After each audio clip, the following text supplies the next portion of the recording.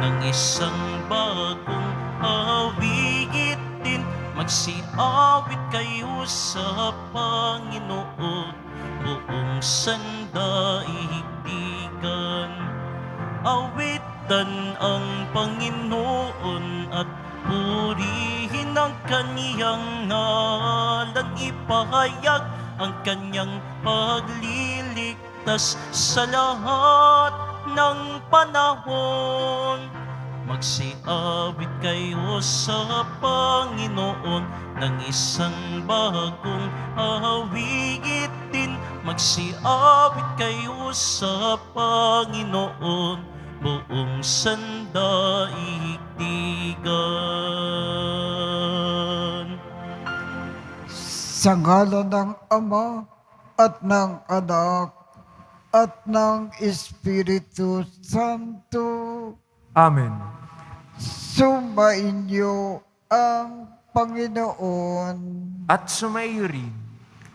Aminin natin ang ating mga kasalanan upang tayo ay maging marapat gumanap sa banal na pagdiriwang.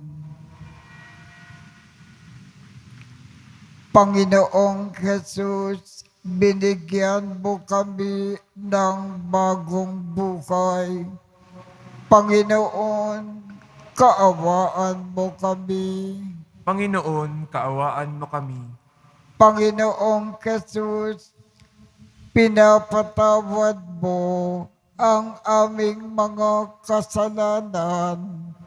Kristo, kaawaan mo kami. Kristo, kaawaan mo kami.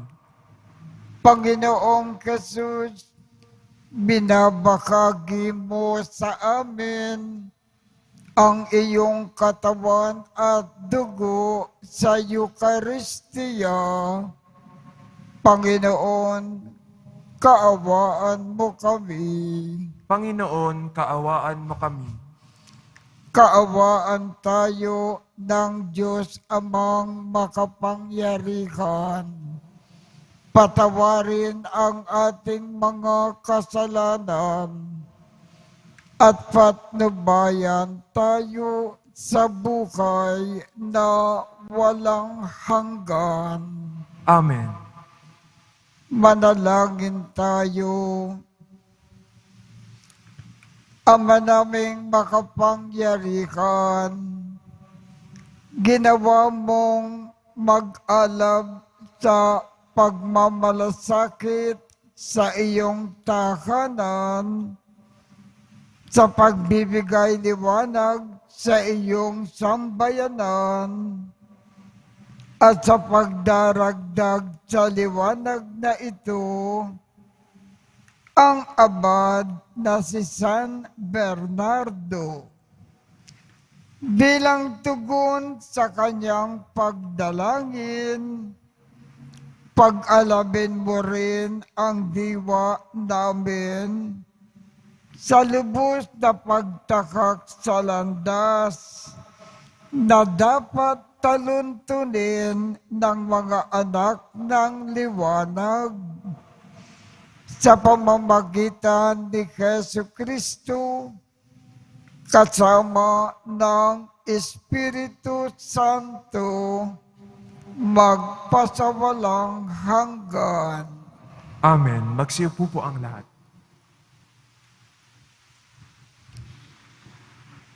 Pagbasa mula sa aklat ni Propeta Ezekiel.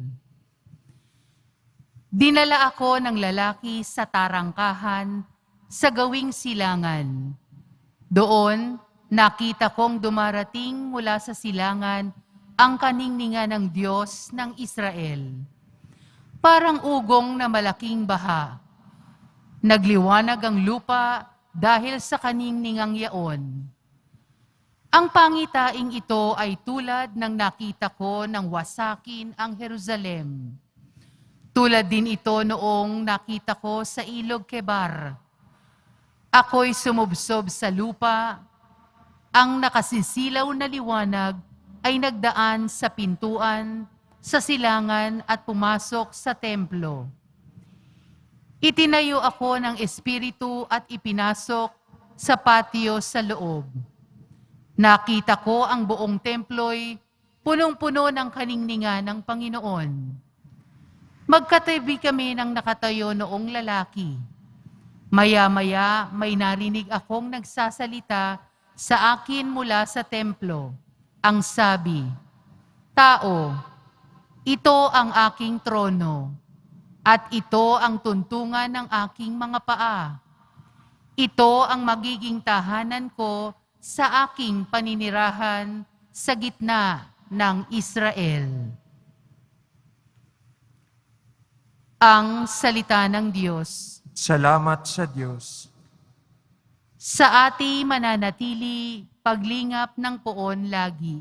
Sa ati mananatili paglingap ng poong lagi. Aking naririnig magmula sa poon ang sinasalita. Sinasabi niyang ang mga lingkod niya'y magiging payapa.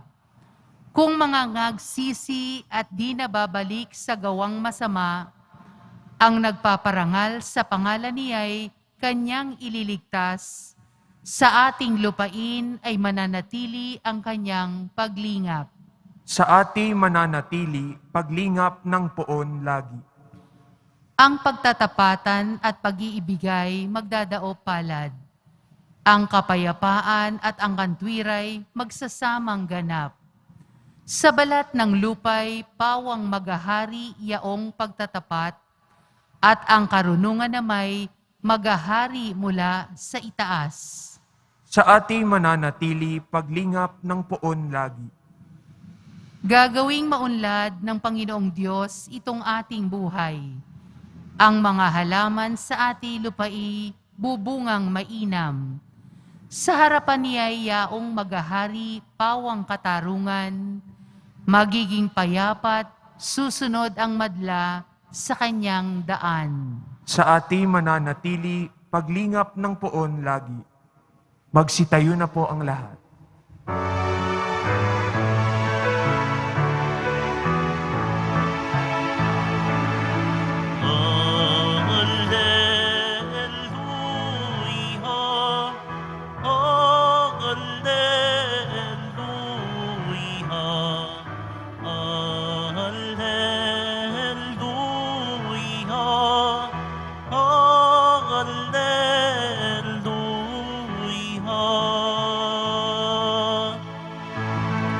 Tayo'y may iisang Ama at Guro natin isa, si Kristo na anak niya. Hallelujah, hallelujah, hallelujah,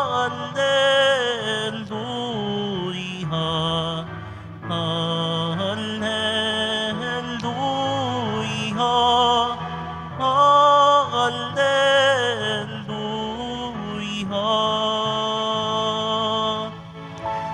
Sumainyo ang Panginoon.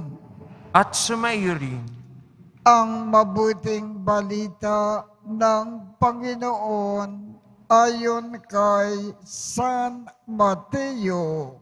papuri sa iyo, Panginoon. Noong panahong iyon, sinabi ni Jesus sa mga tao at sa kanyang mga alagad, ang mga eskriba at ang mga Pariseo ay kinikilalang tagapagpaliwanag ng kautusan ni Moises. Kaya't gawin ninyo ang itinuturoy nila at sundin ang kanilang iniuutos. Ngunit, huwag ninyong tularan ang kanilang mga gawa sapagkat hindi nila isinasagawa ang kanilang ipinangangaral. Nagbibigkis sila ng mabibigat na dalangin at ipinapasan sa mga tao. Ngunit ni daliri ay ayaw nilang igalaw upang tumulong sa pagdadala ng mga iyon. Bawang pakitang tao ang kanilang mga gawa. Nilalaparan nila ang kanilang mga pilakterya at hinahabaan ang palawit sa laylayan ng kanilang mga damit. Ang ibig nila ay ang mga upuang pangdangal sa mga piging at ang mga tanging luklukan sa mga sinagoga. Ang ibig nila, pagpugayan sila sa mga liwasang bayan at tawaging guro. Ngunit kayo, huwag kayong patawag na guro, sapagkat iisa ang inyong guro, at kayong lahat ay magkakapatid. At huwag ninyong tawaging ama ang sinumang tao sa lupa, sapagkat iisa ang inyong ama, ang amang nasa langit.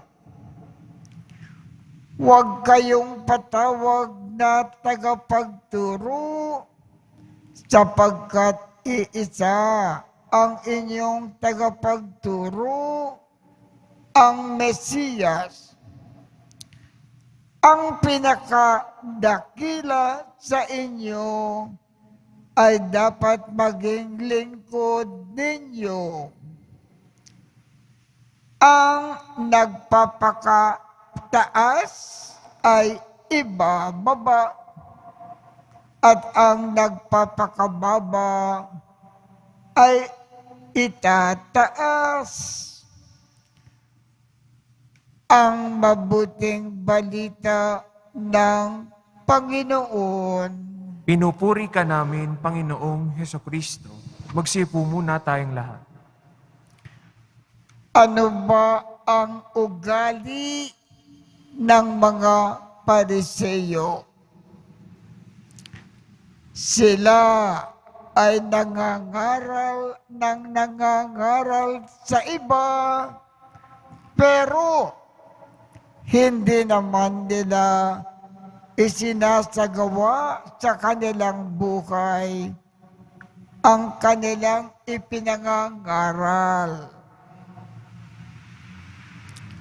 Sa kasalukuyan, papaano tayo mga Pariseyo? Papaano tayo katulad ng mga Pariseyo? Kung tayo ay turo ng turo sa iba, kung ano ang dapat at hindi dapat. Pero hindi naman natin isinasagawa ang ating ipinangangaral sa ating sariling buhay. Halimbawa,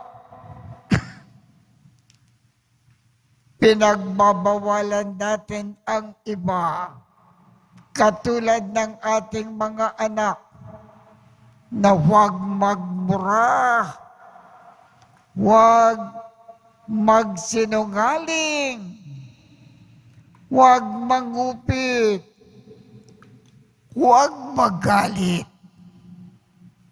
Pero mura na tayo ng mura. Nagsisinungaling tayo lagi. Nangungupit tayo. Nagagalit tayo ng malimit.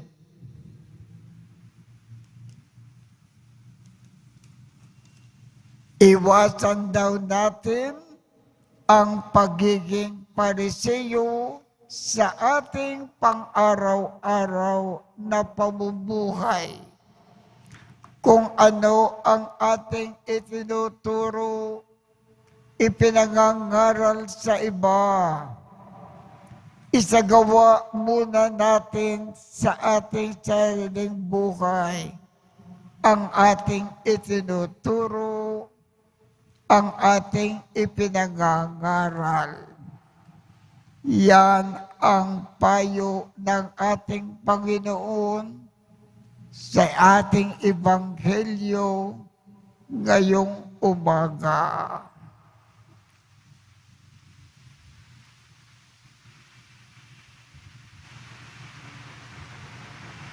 Magsitayo na po ang lahat.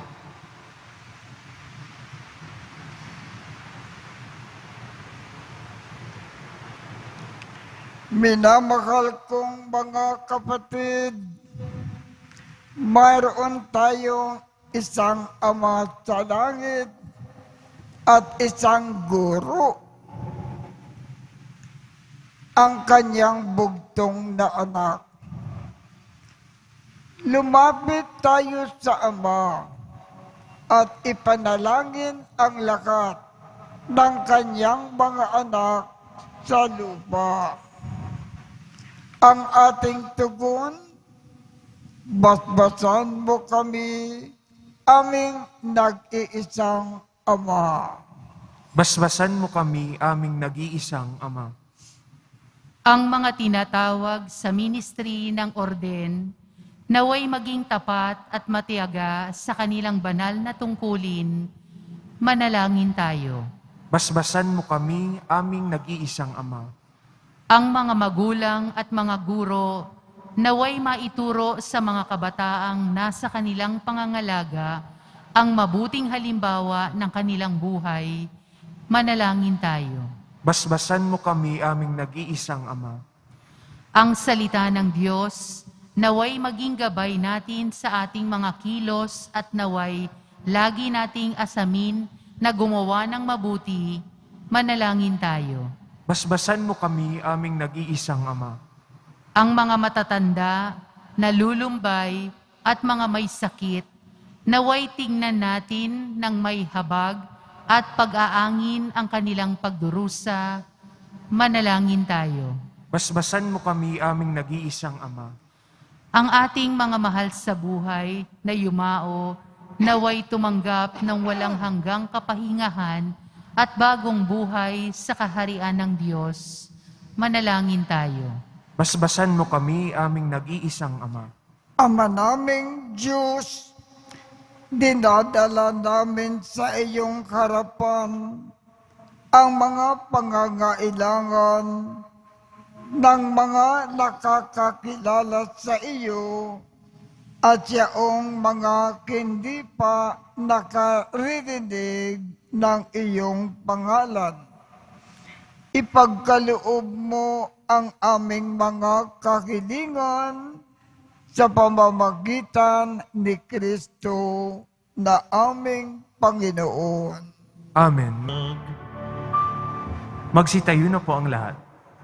Manalangin kayo upang ang pag-aakin natin ay kalugdan ng Diyos Amang makapangyarihan. Tanggapin nawa ng Panginoon itong paghahain sa iyong mga kamay, sa kapurihan niya at karangalan sa ating kapakinabangan at sa buong sambayanan niyang banal.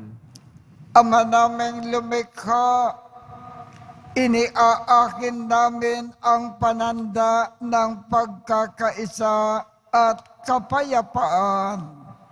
Ngayong ginugunita namin ang abad na si San Bernardo na sa salita at gawa ay nagsikap pagkasunduin ang simbahan sa pamamagitan ni Jesucristo kasama ng Espiritu Santo magpasawalang hanggan. Amen. Sumainyo ang Panginoon. At sumaiyo rin. Itaas sa Diyos ang inyong puso at diwa. Itinaas na namin sa Panginoon.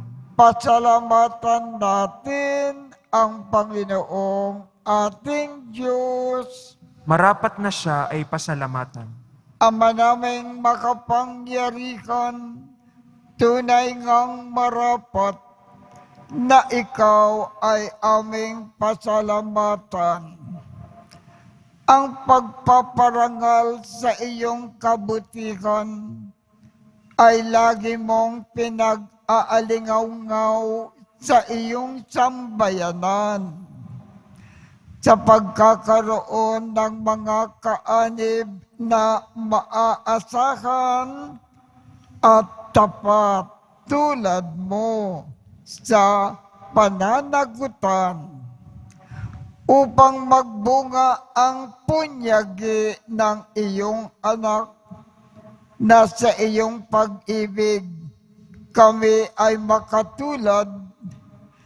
Ang mga banal na tao ay tumutulong sa lahat sa pagbibigay halimbawa at pananalangin wagas. Kaya kaisa ng mga anghel na nagsisiawit ng papuri sa iyo nang walang humpay sa kalangitan, kami ay nagbubunyi sa iyong kadakilaan. Santo, Santo, Santo, Panginoong Diyos ng mga hukbo, napupuno ang langit at lupa ng kadakilaan mo, o sana sa kaitaasan. Pinagpala ang naparirito sa ngalan ng Panginoon, o sana sa kaitaasan. Magsiluhod po ang lahat. Ama naming banal, ikaw ang bukal ng tanang kabanalan. Kaya't sa pamamagitan ng iyong Espiritu, gawin mong banal ang mga kaloob na ito upang para sa amin ay maging katawan at dugo ng aming Panginoong Jesucristo.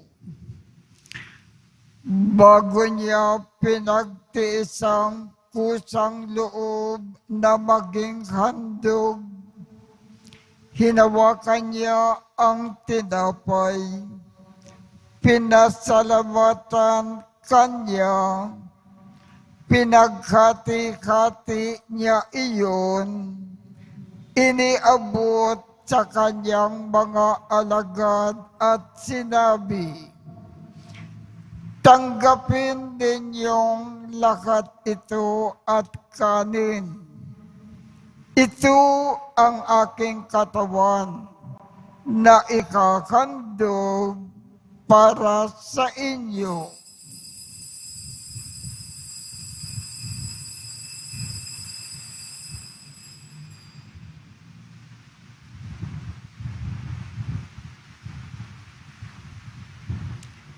Gayon din naman, noong matapos ang hapunan, hinawakan niya ang kalis. Muli kanyang pinasalamatan, iniabot niya ang kalis sa kanyang mga alagad at sinabi, tanggapin ninyong lahat ito at inumin. Ito ang kalis ng aking dugo ng bago at walang hanggang tipan. Ang aking dugo na ibubuhos para sa inyo at para sa lahat sa ikapagpapatawad ng mga kasalanan.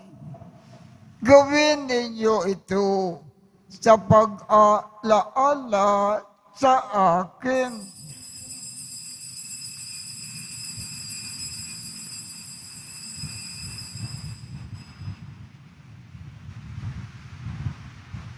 Magsitayo na po ang lahat. Ipagbunyi natin ang misteryo ng pananampalataya. Si Kristo'y namatay, si Kristo'y nabuhay, si Kristo'y babalik sa wakas ng panahon. Ama, ginagawa namin ngayon ang pag-alala sa pagkamatay at muling pagkabuhay ng iyong anak. Kaya't iniaalay namin sa iyo ang tinapay na nagbibigay buhay at ang kalis na nagkakaloob ng kaligtasan. Kami ay nagpapasalamat dahil kami ay iyong minarapat na tumayo sa harap mo para maglingkod sa iyo. Isinasamo namin kaming magsasalo-salo sa katawan at dugo ni Kristo ay mabuklod sa pagkakaisa sa pamamagitan ng Espiritu Santo. Ama, ligapin mo ang iyong simbakang laganap sa buong daigdig. Puspusin mo kami sa pag-ibig. Kaisa ni Francisco, aming Papa, Jose, aming Obispo, at ng Tanang Kaparian.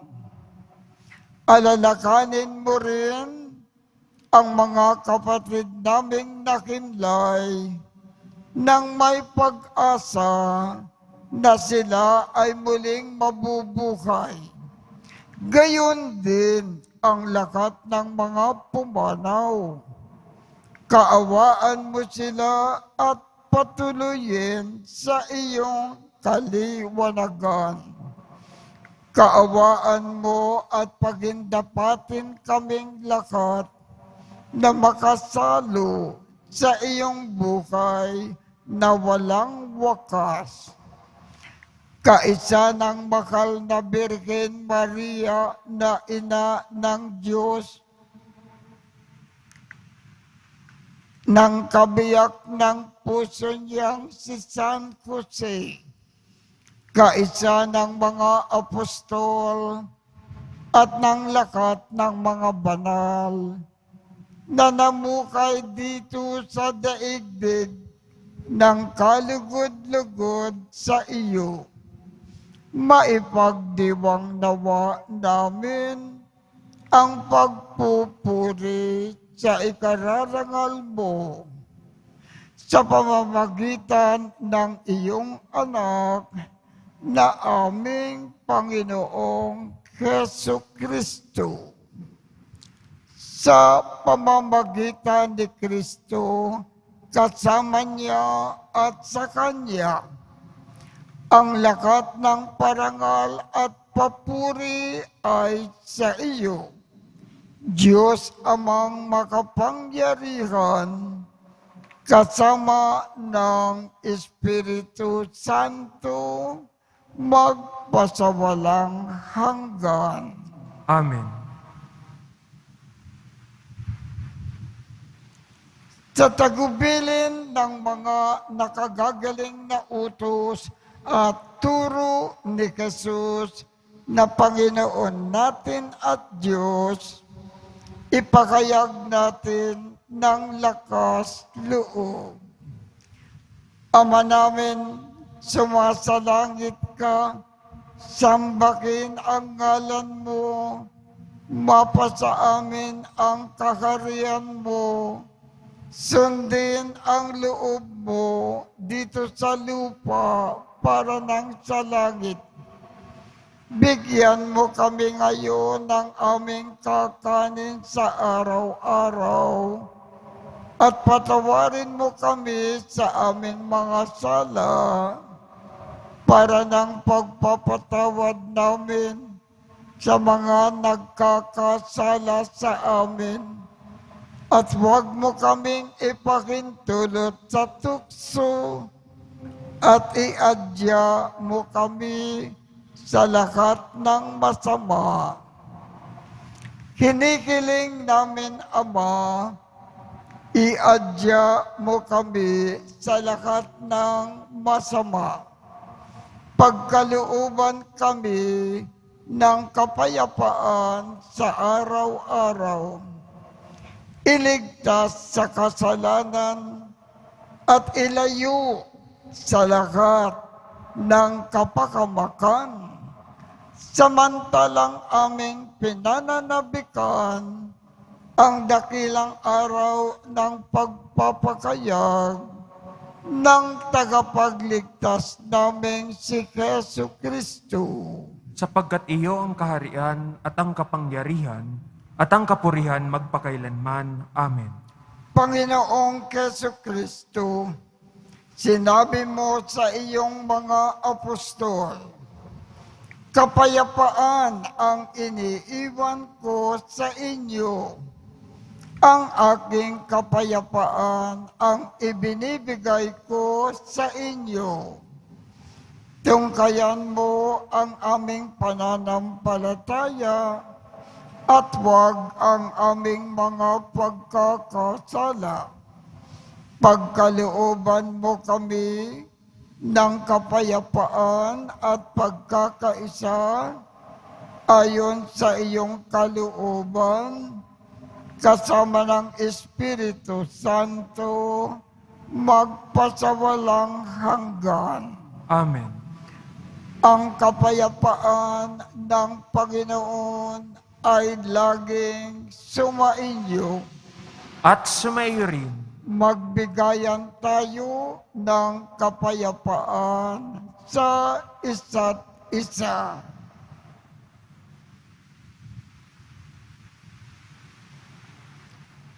Kordero ng Diyos na nag-aalis ng mga kasalanan ng sanlibutan, maawa ka sa amin. Kordero ng Diyos na nag-aalis ng mga kasalanan ng sanlibutan, maawa ka sa amin. Kordero ng Diyos na nag-aalis ng mga kasalanan ng sanlibutan, ipagkaloob mo sa amin ang kapayapaan. Magsiluhod po ang lahat.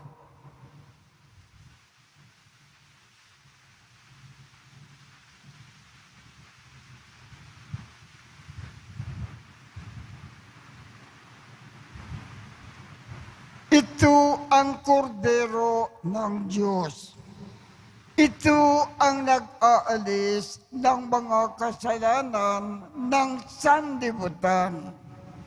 Mapalad ang mga inaanyayahan sa kanyang piging.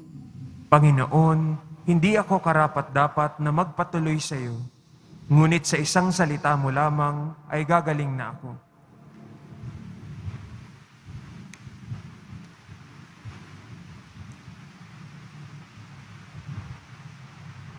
Ang katawan ni Kristo. Amen.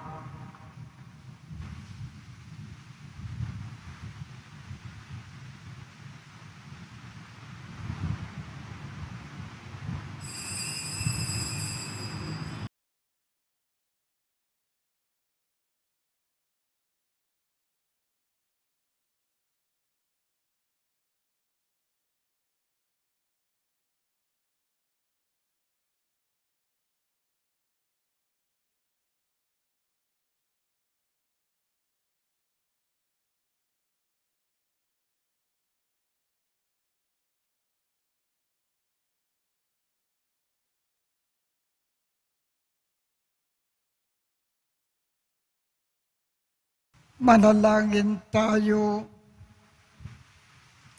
Ama naming mapagmahal, ngayon na nagpagsalukan na namin ang bigay mong pagkaing banal, sa pagdiriwang ng paggunita kay San Bernardo, maganap nawa sa amin ang dulot nitong kapakinabangan upang kaming pinalakas ng kanyang mga halimbawa at tiniruan ng kanyang mga tagubilin ay maging masidhing maningning sa iyong salita na nagkatawang tao at nabubuhay kasama ng Espiritu Santo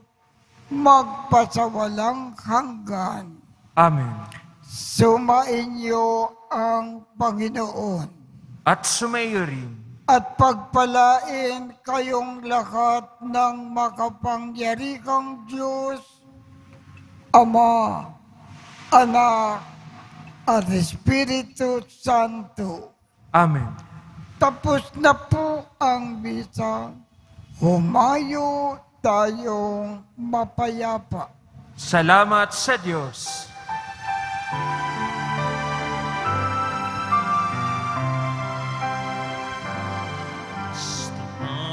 Padre Jesus Nazareno, sinasamba ka namin,